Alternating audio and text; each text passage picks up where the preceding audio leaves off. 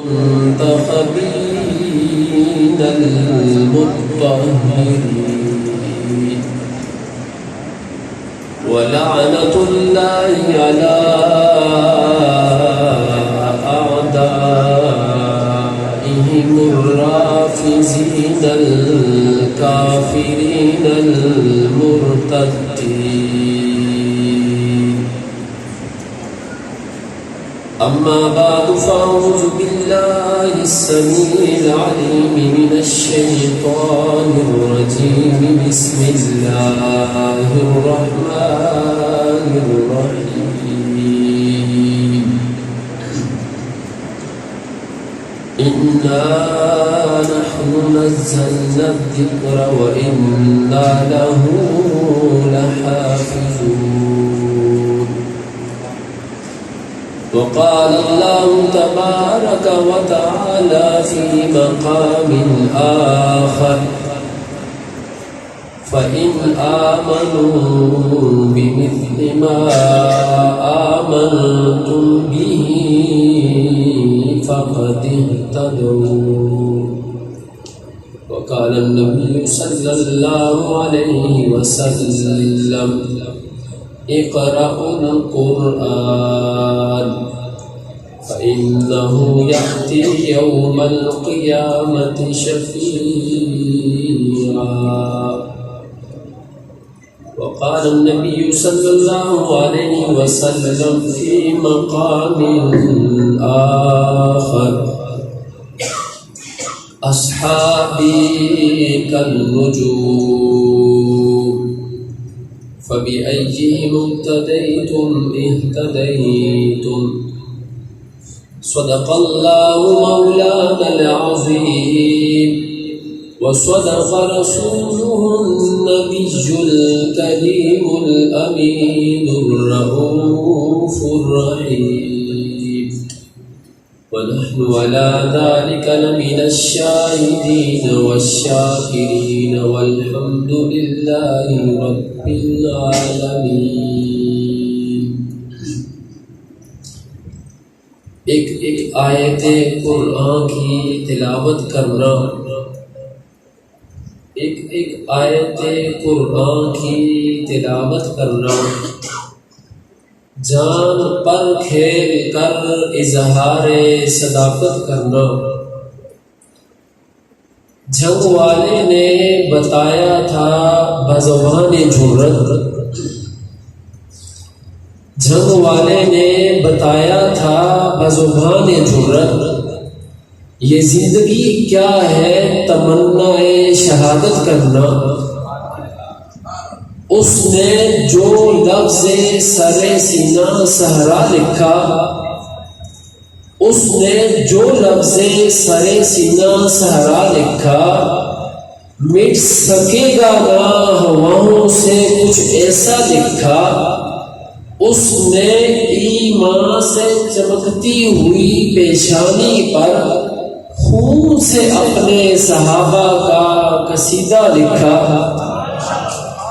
انتہائی واجب الاحترام معزز سامعین کرام، اللہ تبارک و تعالیٰ کا لاکھ لاکھ شکر ہے کہ آج ہمیں رب کریم نے اس ماہ مبارک کے اندر اور اس مبارک موقع کے اوپر جب آپ حضرات نے تراویح کے اندر کلام پاک کو سماعت فرمایا اور محترم جناب حافظ حمزہ صاحب نے آپ کو تراویح کے اندر سنایا، تو جہاں پر قرآن پاک کو تلاوت کرنے والا قابل رحم ہے، قابل شفقت ہے، قابل عزت ہے، اسی طرح جو پیچھے کھڑے ہو کر سنتے ہیں وہ بھی قابل رحم اور قابل رشک ہے. اس لیے کہ قرآن پاک نے، آپ اگر تھوڑا جا کر بیٹھیں گے تو میں مختصر وقت کے اندر چند باتیں کروں گا، اس لیے کہ آپ نے مجھ سے پہلے کئی علماء کرام کے بیانات آپ سن چکے ہیں، تو کبھی امید ہے کہ آپ ماشاءاللہ اس وقت نیند کے اندر ہوں گے. اگر نہیں ہے تو پھر میں مختصر وقت کے اندر چند باتیں کروں گا، تو اللہ سے امید ہے کہ اللہ تبارک و تعالیٰ اس کا فائدہ آپ کو بھی دیں گے اور مجھے بھی دیں گے. ورنہ میں نے تو کل سے 2-3 بار کوشش کی ان حضرات کو کہ طبیعت بہت خراب ہے، لیکن انہوں نے کہا کہ ہمارا حکم ہے آپ ضرور آئیں گے، تو میں ان کا حکم مان کر یہاں پر آ گیا۔ تو آپ میری عرض قبول کر کے 2-4 باتیں سن لیں گے تو آپ کو بھی فائدہ ہوگا اور مجھے بھی ہو جائے گا۔ تو آج ہم جس بابرکت محفل کے اندر موجود ہیں جو قرآن کے حوالے سے ہے، عظمت قرآن، اگر ہم قرآن پاک کی عظمت کو دیکھیں کہ یہ قرآن صرف قرآن نہیں ہے، یہ قرآن بھی ہے، یہ کلام بھی ہے اور یہ کتاب بھی ہے۔ یہ کتاب بھی ہے، یہ قرآن بھی ہے اور ساتھ کلام بھی ہے۔ اگر آپ تھوڑا غور کریں تو کلام کا مطلب یہ ہے کہ اللہ تبارک و تعالیٰ نے اس قرآن پاک کو خود تلاوت فرمایا ہے، اور قرآن پر اگر غور کریں تو ان علینا جمعہ و قرآن، کہ خود اللہ تبارک و تعالیٰ نے نبی علیہ السلام سے فرمایا کہ اے حضور آپ پریشان نہ ہوں، اس لیے کہ نبی علیہ السلام جب حضرت جبرائیل قرآن لے کر اترتے تو وہ ساتھ ساتھ تلاوت فرماتے کہ کہیں قرآن بھول نہ جائے۔ تو اللہ تبارک و تعالیٰ نے فرمایا اس قرآن کو بھیجنا، اس کو جمع کرنا، تمام ذمہ داریاں ہمارے اوپر، آپ پریشان نہ ہوں۔ اسی طرح میں نے کہا کہ یہ کلام بھی ہے، یسمعون کلام اللہ، اور ساتھ ساتھ یہ قرآن بھی ہے، انہ قرآن، یعنی یہ قرآن بھی، کلام بھی اور ساتھ کتاب بھی ہے۔ اگر آپ تھوڑا توجہ فرمائیں گے تو میں آپ کے سامنے نکتے والی بات رکھتا ہوں کہ جب بھی آپ کسی شخصیت کو بلاتے ہیں یا کسی شخصیت کے پاس آپ جاتے ہیں تو وہاں پہنچ کر سب سے پہلے آپ اس کی شخصیت کے متعلق جاننے کی کوشش کرتے ہیں کہ اس کی شخصیت ہے کیا۔ تو اللہ تبارک و تعالیٰ نے جب اس قرآن پاک کی حیثیت بتلانا چاہی تو فرمایا الف لام میم ذالک الکتاب لا ریب فیہ، کہ یہ جو کتاب ہے اس میں شک نہیں بلکہ شک کی گنجائش بھی نہیں۔ اب سوال پیدا ہوتا ہے کہ یہ کلام بھی ہے، یہ قرآن بھی ہے، یہ کتاب بھی ہے، تو اللہ نے صرف یہاں پر کتاب ذکر کیوں کی؟ اللہ یہاں پر کلام اللہ بھی تو کہہ سکتا تھا، اللہ یہاں پر اس کو ان ھذا قرآن بھی کہہ سکتا تھا، ذالک القرآن بھی کہہ سکتا تھا۔ اللہ نے یہاں پر کتاب کیوں کہا؟ اس لیے کہ اللہ کو پتا تھا کچھ لوگ ایسے ضرور آئیں گے جو اس قرآن کے بارے میں طرح طرح کی باتیں پھیلائیں گے اور یہ دعویٰ کریں گے کہ نعوذ باللہ اس کلام پاک کو صحابہ کرام نے تبدیل کر دیا، اس قرآن پاک کے اندر صحابہ کرام نے اپنی طرف سے کچھ ڈال دیا، بیچ میں سے کچھ نکال دیا۔ اللہ نے اس لیے یہاں پر ذالک الکتاب فرمایا۔ اگر یہاں پر القرآن کہتا تو وہ لوگ کہتے قرآن کے سچا ہونے میں تو کوئی شک نہیں ہے، اگر یہاں پر کلام ہوتا وہ یہی کہتے کہ اس کے سچا ہونے میں تو کوئی شک نہیں ہے۔ لیکن اللہ بھی معصوم ہے، نبی علیہ السلام بھی معصوم ہے، ان سے کسی قسم کی کوئی خطا ممکن نہیں ہے، لیکن صحابہ کرام جنہوں نے اس قرآن کو لکھنا ہے، آگے امت تک پہنچانا ہے، کل ہو سکتا ہے کچھ لوگ ایسے آئے جو یہ دعویٰ کرے نعوذ باللہ صحابہ کرام نے اس قرآن کو تبدیل کیا ہے۔ اللہ نے پہلے ہی اس سوال کا جواب دے دیا کہ ذالک الکتاب لا ریب فیہ، اس کتاب کے اندر کوئی شک نہیں ہے، یہ صحابہ نے لکھی ہے، اس کے اندر کوئی شک نہیں ہے، اس لیے کہ بھیجنے والا خود اللہ ہے۔ ذالک الکتاب سے پہلے فرمایا الف لام میم، الف لام میم۔ علماء کرام نے اس کی تفسیر یہ بھی لکھی ہے کہ اللہ سے مراد اللہ ہے، لام سے مراد جبریل ہے، میم سے مراد محمد ہے۔ جیسے بھیجنے والا اللہ لا ریب ہے، لا شک ہے، اسی طرح لے کر آنے والا جبرائیل بھی وہ بھی لا ریب ہے، وہ بھی لا شک ہے۔ جس محمد پر، میم سے محمد، جس محمد پر یہ کتاب اتر رہی ہے وہ بھی لا شک ہے۔ جب اللہ بھی لا ریب اور لا شک ہوا، لے کر آنے والا جبرائیل بھی وہ بھی لا ریب اور لا شک ہوا۔ جس محمد کریم پر یہ کتاب اتر رہی ہے وہ بھی لا ریب اور لا شک ہوا۔ جب یہ تینوں راوی لا ریب اور لا شک ہے تو جو کتاب لے کر آئے وہ بھی لا ریب اور لا شک ہے۔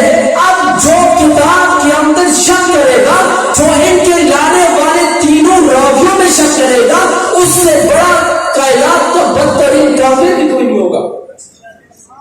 تو اللہ نے ہمیں سب سے پہلے اس کلام پاک کی ہمارے سامنے حیثیت واضح کی ہے کہ اس کلام کی حیثیت کیا ہے. جہاں پر بھی آپ جائیں تو سب سے پہلے اس شخصیت کی بلکہ کوئی جگہ بھی ہو تو اس کی شخصیت کو حیثیت کو واضح کیا جاتا ہے. تو اللہ تبارک و تعالیٰ نے سب سے پہلے ہمارے سامنے اس کتاب کی حیثیت کو واضح کیا. اب اس کے بعد اس کلام پاک کے ہم سے کچھ مطالبے ہیں. یہ قرآن ہم سے چاہتا کیا ہے؟ تو سب سے پہلا مطالبہ جو ہم سے ہے وہ قرآن کا یہ ہے کہ وہ ایمان بالقرآن، کہ ہمیں اس قرآن پر ایمان لانا ہے. اس قرآن پاک کے اندر جتنے بھی احکامات ہیں، جتنے بھی حقوق بیان کیے گئے ہیں، ان تمام چیزوں کو تسلیم کرنا ہے. اور خود قرآن پاک ہمیں اپنے اوپر ایمان لانے کی دعوت دے رہا ہے. وَآمِنُوا بِمَا أَنزَلْتُ مُصَدِّقًا لِمَا مَعَكُمْ، کہ جو میں نے آپ کی طرف کتاب اتاری ہے اس پر ایمان لانا ہے. پھر اس کے بعد فرمایا یا ایھا الذین آمنوا آمنوا باللہ ورسولہ والکتاب الذی، کہ اے ایمان والو ایمان لاؤ. اب یہاں ذہن میں سوال پیدا ہوتا ہے کہ عجیب سی بات ہے، اللہ تبارک و تعالیٰ خود فرما رہے یا ایھا الذین آمنوا، اے ایمان والو آمین، ایمان لاؤ. تو ذہن میں سوال سے پیدا ہوتا ہے کہ خود اللہ کہہ بھی رہا ہے کہ ایمان لاؤ، پھر کہہ رہا ہے ایمان لاؤ. تو یہاں پر یہ بتلانا مقصود ہے کہ صرف زبان سے کہنا نہیں کہ ہم ایمان لے آئے، ورنہ اگر صرف زبان سے کہوں گے تو بہت سے لوگ دنیا میں موجود ہیں اس وقت جو اپنے آپ کو کہتے ہیں ہم بڑے مومن ہیں، ہم مومنین ہیں. دن رات ان کا یہ دعویٰ ہوتا ہے کہ حضرات مومنین، حضرات مومنین. ہم کہتے ہیں آپ حضرات مومنین نہیں، آپ حضرات کافرین ہیں. جب ہم یہ کہتے ہیں تو ہم سے سوال ہوتا ہے کہ جب وہ لوگ یہ دعویٰ کر رہے ہیں کہ ہم اللہ کو بھی مان رہے ہیں، ہم رسول کو بھی مان رہے ہیں، ہم ائمہ کو بھی مان رہے ہیں، تو پھر ہم کافر کیسے ہوئے؟ تو اس سوال کا جواب میں کسی اپنی کتاب سے، اپنے مصنف سے، کسی سے نہیں، بلکہ خود آپ کلام اللہ کو کھولیے. وَمِنَ النَّاسِ مَن يَقُولُ آمَنَّا بِاللَّهِ وَبِالْيَوْمِ الْآخِرِ، اللہ نے خود فرمایا کچھ لوگ ایسے ہوں گے جو یہ دعویٰ کریں گے کہ ہم اللہ پر بھی ایمان لے آئے، لیکن ان کی اپنے اصول کافی کے اندر یہ بات موجود ہوگی. نعوذ باللہ، اللہ کے بارے میں ان کا بدا کا عقیدہ ہوگا کہ جب تک کسی چیز کا وجود نہیں ہوتا اللہ کو اس چیز کا پتہ نہیں ہوتا. کچھ لوگ ایسے ہوں گے جو یہ دعویٰ تو کریں گے ہم رسول کو مانتے ہیں، لیکن ان کی تمام کتابوں کے اندر یہ بات موجود ہوگی. نعوذ باللہ، ان کے 12 اماموں کا رتبہ انبیاء سے زیادہ ہے، حضور علیہ الصلوۃ والسلام سے زیادہ ہے. اس وقت جس کو آپ لوگ سنتے رہتے ہیں کہ ایرانی انقلاب کو اسلامی انقلاب کہنے والے، اس انقلاب کا جو بانی ہے اس خمینی نے اپنی کتاب کے اندر لکھا وَمِن ضروریات مذہبنا ان لائمتنا مقاما لا يبلغه ملك مقرب ولا نبی مرسل، کہ ہمارے اماموں کا وہ مقام اور مرتبہ ہے جس تک کوئی مقرب فرشتہ اور رسول نہیں پہنچ سکتا. ان تمام سوالات کے جوابات اللہ نے اس آیت کے اندر دے دیے. لوگ ایسے ضرور آئیں گے جو یہ دعویٰ تو کریں گے کہ ہم اللہ پر بھی ایمان لے کر آئے، ہم رسول پر بھی ایمان لے کر آئے، ہم اہل بیت کے نام کی آڑ بھی لے گئے، لیکن اللہ نے ان کو دو جواب دیا وَمَا هُمْ بِمُؤْمِنِينَ، تم مومن نہیں ہو. تو جب ہم سے سوال ہو، آپ سے سوال ہو کہ آپ ان لوگوں کو کہہ رہے ہیں کافر ہیں، تو اللہ نے ہمیں خود اسی کتاب کے اندر جواب دے دیا کہ دعویٰ ان کا زبانی ہے. یہ لاکھ دن رات کہتے رہے ہم اللہ کو مانتے ہیں، ہم رسول کو مانتے ہیں، لیکن یہ مومن نہیں ہے. بہرحال جو میں عرض کے بتا کلام پاک کے اندر کہ اس کے ہم سے تقاضے کتنے ہیں. پہلا تقاضا یہ ہے کہ ہم قرآن پر ایمان لائیں. اگلا تقاضا یہ ہے کہ ہم اس قرآن پاک سے محبت بھی کریں. دیکھیں دن رات ہم قرآن پاک کو کتنی ادب کے ساتھ اس کو تپائی سے رکھتے ہیں، اس کو پڑھتے ہیں. تو جب تک ہم جس چیز کی عظمت ہمارے دل میں ہوگی ہم اس سے محبت بھی کریں گے.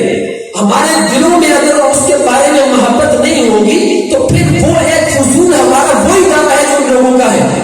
تو ہمیں چاہیے کہ ہم قرآن پاک کے ساتھ محبت کریں اور ایسی ہی محبت کریں. امام عبداللہ بن مبارک رحمہ اللہ بہت بڑے محدث بھی اور فقیہ بھی ہیں، وہ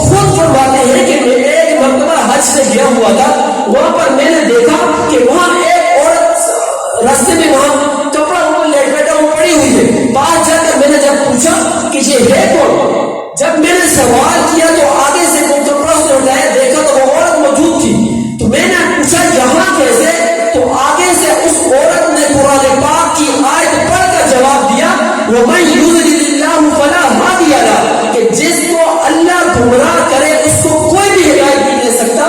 تو امام عبداللہ بن مبارک فرماتے ہیں میں سمجھ گیا آج تو اس نے قرآن کی پڑھی ہے، لیکن یہ بتلانا یہ چاہیے کہ راستہ بھٹک گئی ہے۔ اس کے بعد وہ کہتے ہیں میں نے اگلا سوال کیا کہ آپ نے جانا کہاں ہے؟ اس عورت نے دوبارہ قرآن پاک کی آیت پڑھی سبحان الذی اسری بعبدہ لیلا من المسجد الحرام الی المسجد الاقصی۔ امام فرماتے ہیں میں سمجھ گیا یہ یہاں سے مسجد اقصی کی طرف جانا چاہتی ہے۔ اگلا سوال پھر امام عبداللہ بن مبارک نے کیا کہ آپ کتنے دن سے یہاں پر ہیں؟ اس عورت نے پھر قرآن کی آیت پڑھی ثلاث لیال سویہ، 3 راتیں ہو گئی۔ امام عبداللہ بن مبارک فرماتے ہیں میں سمجھ گیا اس کے یہاں پر 3 دن ہو گئے۔ پھر اگلا سوال انہوں نے عورت سے کیا کہ کیا آپ نے کچھ کھایا پیا ہے؟ تو آگے سے اس عورت نے جواب دیا ثم اتم الصیام الی اللیل، کہ روزوں کو رات تک پورا کرو۔ تو امام فرماتے ہیں میں سمجھ گیا کہ یہ تو روزے سے ہے۔ پھر اگلا سوال یہ کیا، وہ کہہ رہا میں اس کے بعد چل رہا ہوں ان کو آگے راستہ دکھانے کے لیے، آگے چلتے چلتے میں نے ترنم کے اندر کچھ اشعار پڑھے تو عورت فوراً بولی فقرؤوا ما تیسر من القرآن، کہ قرآن سے جو تمہیں آسان لگے وہ پڑھ لیا کرو۔ وہ پھر کہتے ہیں کہ مجھے اس عورت نے متوجہ کیا قرآن پاک کی آیت پڑھ کر کہ اشعار نہیں پڑھو بلکہ رب کا قرآن پڑھو۔ جب ان کے گھر تک پہنچ گئے، وہاں پہنچ کر وہ امام عبداللہ بن مبارک فرماتے ہیں کہ میں نے ان سے پوچھا اس کے بیٹے سے کہ عجیب بات ہے پورے راستے میں نے دیکھا جو بات میں کرتا ہوں جو سوال میں کرتا ہوں یہ آپ کی ماں مجھے قرآن پاک کی آیت پڑھ کے جواب دیتی ہے، وجہ کیا ہے؟ اس کے بیٹے نے کہا کہ میری والدہ نے یہ قسم اٹھائی ہوئی ہے کہ میں کبھی قرآن کے علاوہ کوئی بات نہیں کروں گی۔ 40 سال گزر گئے ہماری والدہ ہم سے قرآن سے باتیں کرتی ہے۔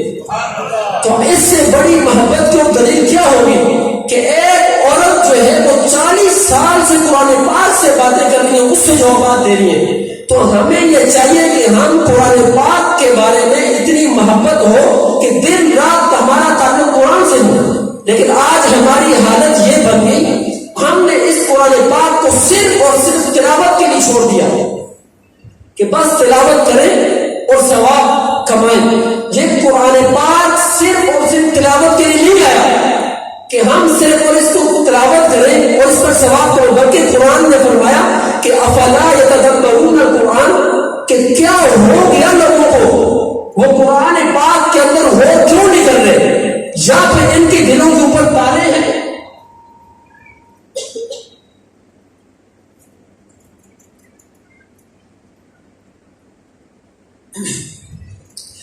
اگر ہم ان تمام چیزوں کو دیکھیں جو قرآن ہم سے مطالبہ کر رہا ہے تو ان میں سب سے بڑا مطالبہ جو ہے وہ قرآن پاک کے ہم سے یہ کہ قرآن سے ہم محبت بھی کریں۔ لیکن میں آپ سے عرض کر رہا ہوں کہ قرآن پاک ہو اس سے ہٹ کے کوئی بھی کسی بھی چیز سے آپ کی نسبت ہے۔ یہ مسجد یہ ایک میلہ، اس مسجد کو آپ نے کتنی خوبصورتی کے ساتھ بنایا، اس پر خرچ کیا۔ اگر کوئی شخص اس مسجد کے اوپر حملہ کرے، باہر چوک پہ کھڑا ہو کر وہ یہ کہے کہ نعوذ باللہ یہ مسجد ٹھیک نہیں ہے، اس مسجد کے اندر جو آپ نے پیسے لگائے ہیں یہ حرام کے ہیں، اس مسجد کے اندر جو امام نماز پڑھا رہا ہے یہ امام مسلمان نہیں ہے۔ اگر جتنے بھی وہ اعتراضات کرے گا تو آپ فوراً کھڑے ہوں گے، باہر چوک پہ جا کر پہنچیں گے تو آپ اس سے سوال کریں گے بھائی آپ نے ہماری مسجد کے بارے میں اتنا سب کچھ کیسے کہہ دیا۔ تو یہی مثال قرآن کی ہے کہ جب اس قرآن پاک کو حضور صلی اللہ علیہ وسلم نے اپنے پیارے صحابہ کرام کے ذریعے لکھوا دیا، صحابہ کے ذریعے آگے پہنچا دیا، تو جب آج ہم دیکھتے ہیں اسی قرآن کے بارے میں کچھ لوگ اپنا نظریہ کتابوں کی صورت میں بیان کرتے رہے، بلکہ ان کی سب سے معتبر کتاب جس طرح ہمارے یہاں بخاری شریف ہے، سب سے بڑی معتبر کتاب ان کی اصول کافی ہے، اس کے اندر ان کے اپنے اماموں نے بقول ان کے یہ بات لکھی کہ ان القرآن الذی جاء به جبرائیل الی محمد صلی اللہ علیہ وسلم 17,000 آیت، کہ اصل قرآن جو جبریل علیہ السلام حضور کے پاس لے کر آئے تھے اس قرآن کی 17,000 آیتیں تھی، لیکن آج جب ہم اس قرآن کو دیکھتے ہیں اس کی 17,000 آیتوں تو نہیں ہے، یہ تو 6,000 کچھ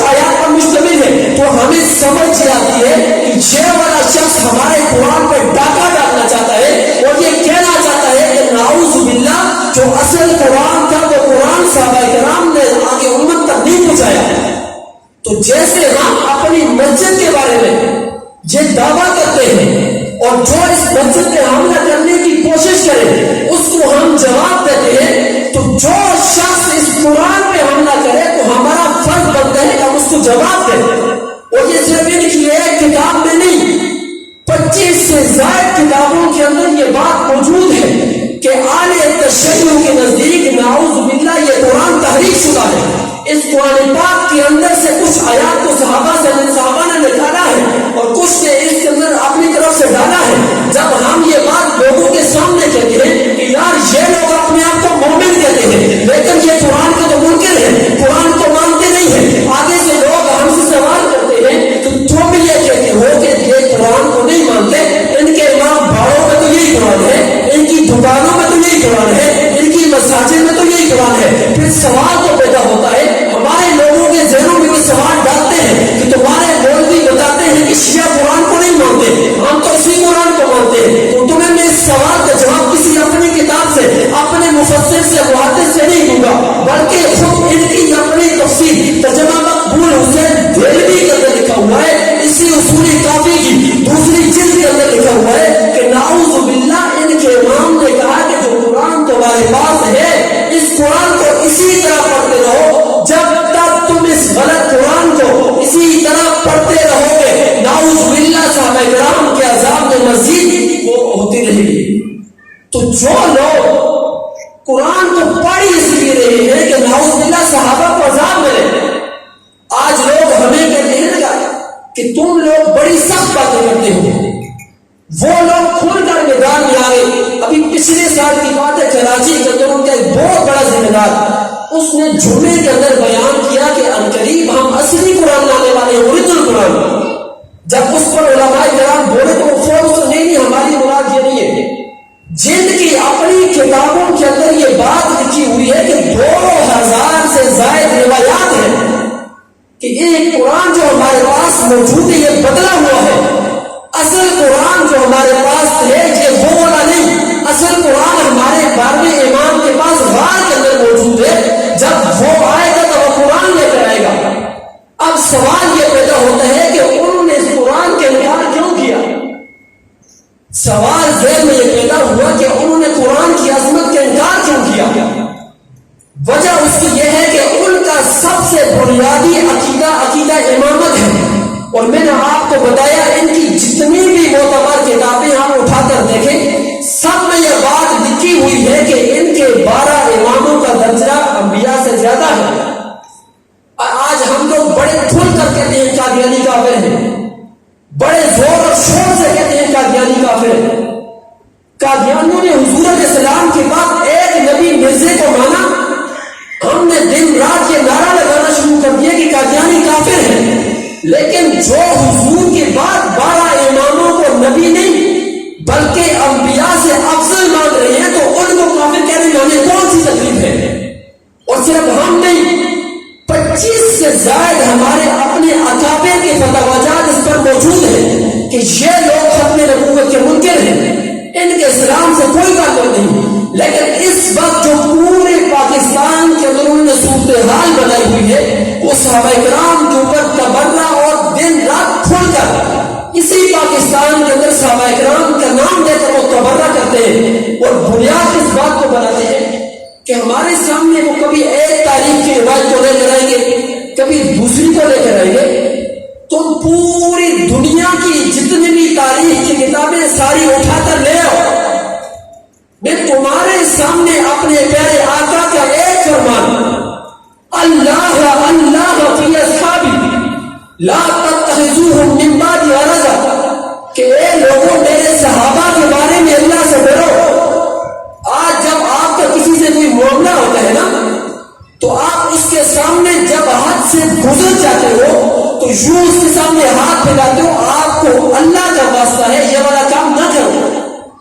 تو مسلمانوں حضور علیہ السلام نے میرے سامنے آپ کے سامنے قیامت تک آنے والی امت کے لیے جو ہاتھ جوڑے اللہ اللہ فی اصحابی کہ لوگوں میرے صحابہ کے بارے میں اللہ سے ڈرو، میرے صحابہ کے بارے میں اللہ سے ڈرو. آگے فرمایا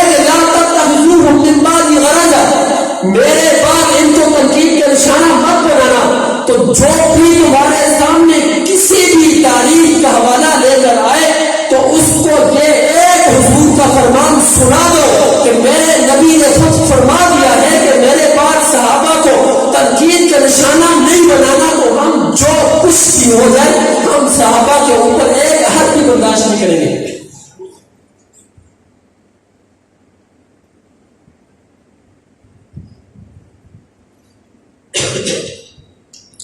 اس کی وجہ کیا ہے؟ آج اگر ہم لوگ صحابہ کرام کے بارے میں خاموش ہو جائے نا، صحابہ کرام میں جو سب سے مظلوم شخصیت ہے وہ حضرت معاویہ رضی اللہ تعالیٰ عنہ کی ہے۔ جہاں پر آپ دیکھیں سب سے پہلا وار اس شخصیت سے ہوتا ہے، اور یہ اتنی مظلوم شخصیت ہے کہ ان کے نام سے لے کر ان کی وفات تک ہر طرح ان پر اعتراضات کھڑے گئے۔ اگر ہم صرف ان ایک صحابی کو لے لیں اور حضرت معاویہ کے معاملے میں خاموش رہے تو یہ جو قرآن ہمارے پاس ہے یہ معتبر نہیں ہے، اس لیے کہ معاویہ بن ابی سفیان کاتب قرآن ہے۔ جب معاویہ ہی مومن نہیں رہا، جب معاویہ ہی مسلمان نہیں رہے تو ہمارے پاس جو لکھا ہوا قرآن یہ کہاں سے معتبر آیا؟ تمہارا بچہ 10ویں جماعت کے اندر پڑھ رہا ہو، جو اردو کی کتاب پڑھ رہا ہے، تو اس پہ لوگ حملہ کر رہے ہو کہ اس کتاب کے لکھنے والا ایسا ہے ایسا ہے ایسا ہے۔ اب آپ کے ذہن میں شکوک آ گئے، شبہات آ گئے کہ یہ اردو کی کتاب لکھنے والا جو مصنف ہے یہ تو ٹھیک نہیں، تو اب آپ بتاؤ کیا آپ اپنے بچے کو 10ویں جماعت کی اردو کی کتاب پڑھیں گے؟ کبھی نہیں پڑھیں گے۔ تو اس وقت صحابہ کرام پر ایک حملہ آور ہے یہ لوگ، اور بالخصوص حضرت معاویہ رضی اللہ تعالیٰ عنہ پر، اور اس لگا لگی میں ہمارے جو اپنے سنی ہیں نعوذ باللہ وہ بھی حضرت معاویہ کے بارے میں اس کا شکار ہے کہ حضرت معاویہ کی شخصیت کو ایسا متنازع بنا کر پیش کریں۔ بلکہ ایک بہت بڑی شخصیت کے بارے میں سنا، وہ یہ کہتے ہیں کہ حضرت معاویہ کاتب وہی نہیں ہے، یہ ایک اعزازی ان کو جو ہے وہ ملی ہے۔ سب کتابوں کو چھوڑا، مولوی صاحب اگر صرف مسلم شریف کو اٹھا کر دیکھیں تو اس کے اندر موجود ہے کہ معاویہ کاتب قرآن ہے۔ اگر آپ المعجم الکبیر کو اٹھائیں تو اس کے اندر موجود ہے کہ معاویہ بن ابی سفیان کاتب قرآن ہے۔ اگر آپ المبسوط کو اٹھائیں اس کے اندر موجود ہے کہ معاویہ کاتب قرآن ہے۔ عمدۃ القاری کو اٹھائیں اس کے اندر موجود ہے کہ معاویہ کاتب قرآن ہے۔ میں آپ کو اپنی اہل سنت کی کتابوں کا کیا حوالے دوں، آپ شیعہ کی انوار اور نعمانیہ کتاب اٹھائیں اس کے اندر موجود ہے کہ معاویہ کاتب قرآن ہے۔ تو یہ مقام ہے صحابہ کے اندر حضرت معاویہ کے، اس وقت جو سب سے زیادہ جن پر آواز کسی جاتی ہے وہ حضرت معاویہ ہے۔ تو جب بھی آپ کے سامنے کوئی تاریخ کا حوالہ اٹھائے تو آپ ان کے سامنے یہ بات رکھ دیں کہ صحابہ کرام پرانی شخصیت ہے، تاریخی شخصیت نہیں ہے۔ اگر ہم تاریخ کے ترازو میں تولیں گے تو وہ عمران خان کو تولیں گے، وہ زرداری کو تولیں گے، وہ اس شہر کے نواز شریف، فضل الرحمان صاحب، ان سب کو تولیں گے۔ لیکن جب صحابہ کی باری آئے گی تو ہم صحابہ کے معاملے میں ان کو تاریخ کے ترازو میں نہیں تولیں گے، بلکہ صحابہ کرام کو ہم تولیں گے تو قرآن کے پاروں میں تولیں گے۔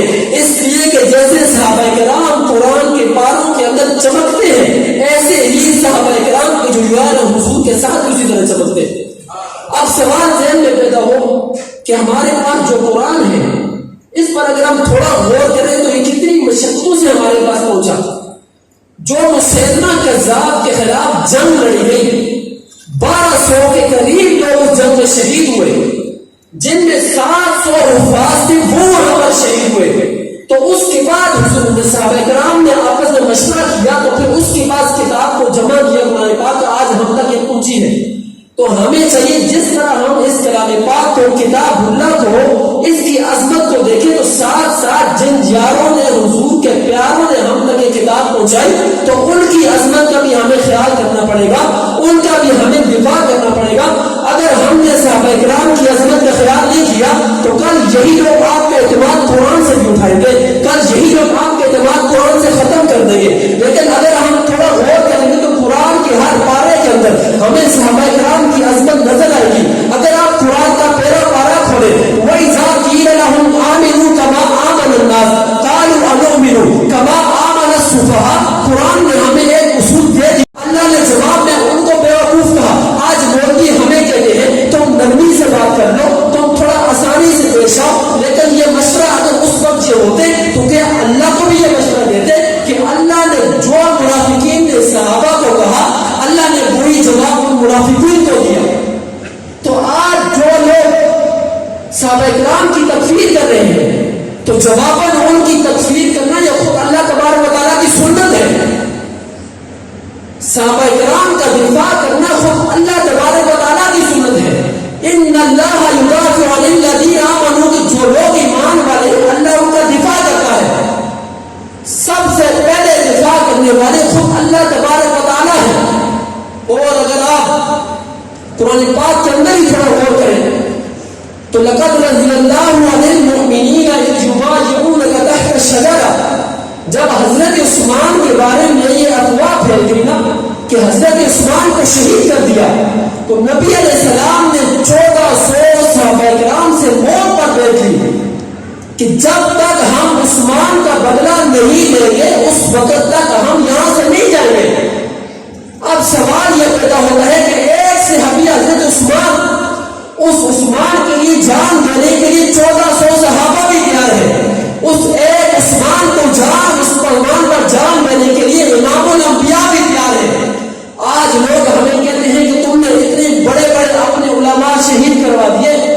بھائی جس ایک عثمان کے لیے خود امام الانبیاء اپنی جان دینے کے لیے تیار ہو تو پوری جماعت کے لیے اگر 10,000 قربان ہو جائے تو یہ سودا مہنگا نہیں ہے.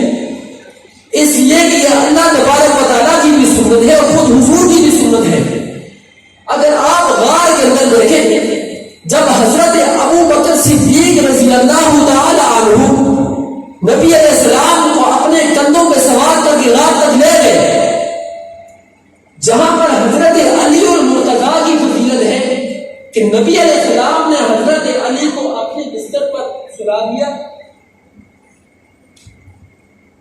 نبی علیہ السلام نے حضرت علی کو اپنے بستر پر سلا دیا اور کہا علی آپ یہاں پر سو جاؤ اور صبح اٹھ کر جو ہے وہ آپ نے ہجرت کر کے مدینے پہنچ جانا ہے. اب حضرت علی المرتضیٰ کو وہاں سلا دیا. یہ ایک عجیب سی بات ہے. حضرت علی المرتضیٰ فرماتے ہیں کہ یہ بات تو ہمیشہ ہی بندے کے دل میں آتی ہے نا کہ ابھی موت آئے گی، ابھی موت آئے گی، ہو سکتے 2 سیکنڈ بعد آئے. لیکن جب سے میرے آقا نے یہ کہا نا کہ علی المرتضیٰ صبح اٹھ کر تمہیں مدینے آ جانا ہے تو اس رات میں اتنے سکون سے سویا کہ جب میرے آقا نے کہہ دیا نا کہ علی صبح تمہیں آ جانا ہے تو میں سمجھ گیا کہ صبح تک تو پکی زندگی ہے. تو حضرت علی المرتضیٰ کو وہاں سلا دیا تو نبی علیہ السلام نے فرمایا کہ علی یہاں سو جاؤ، یہ جو لوگ باہر میرے قتل کے ڈر میں ہے نا تو یہ تجھے نبی سمجھتے رہیں گے تو میں یہاں سے ابو بکر کے ساتھ نکل جاؤں گا. اب سوچنے کی بات ہے کہ اس وقت نبی علیہ السلام نے فرمایا کہ اے علی یہ لوگ تجھے نبی سمجھتے رہیں گے. تو اس وقت نبی علیہ السلام نے اشارہ دے دیا کہ اس وقت کے جو کافر تھے وہ بھی علی کو نبی سمجھتے رہے. اس وقت کے جو کافر تھے وہ بھی علی کو نبی سمجھتے رہے. لیکن آج کے دور کے جو کافر ہیں یہ ان سے تو بڑے کافر ہیں، یہ علی کو صرف نبی نہیں بلکہ علی کو نبیوں سے برتر سمجھتے ہیں. تو جب اس وقت کے کفار کے بارے میں ہم بول رہے ہیں تو جو آج کے کفار ان کے بارے میں ہمیں بولنا پڑے گا. جب حضرت علی المرتضیٰ کو نبی علیہ السلام نے وہاں پر سلا دیا، خود حضرت ابو بکر صدیق کے کندھے پر سوار ہو کر غار کے اندر پہنچ کے جو کفار کی امانتیں تھیں وہ علی المرتضیٰ کے حوالے کر دی. خود جب وہاں سے نکل پڑے تو حضرت علی المرتضیٰ نے فرمایا کہ یہ کفار کی امانتیں تو میرے حوالے کر دی لیکن اللہ کی جو سب سے بڑی امانت ہے وہ تو خود حضور ہے، ان کا سب سے بڑا امین کون ہوگا؟ تو فرمایا ان کا جو سب سے بڑا امین ہے وہ ابو بکر ہوگا جو اس امانت کو اٹھا کر غار تک پہنچائے گا. جب غار تک پہنچا دیا 3 راتیں وہاں پر گزاری. اب آپ کیا سمجھتے ہیں کہ نبی علیہ السلام وہاں 3 راتیں سوئے رہے اور صرف حضرت ابو بکر وہاں پر پہرا دیتے رہے؟ جو آقا اپنی ازواج کے اندر بھی مساوات قائم کرے، ان کے لیے ان کی باریاں مقرر کرے، ایسے کبھی بھی نہیں ہو سکتا کہ خود حضور 3 راتیں سوئے ہو، ابو بکر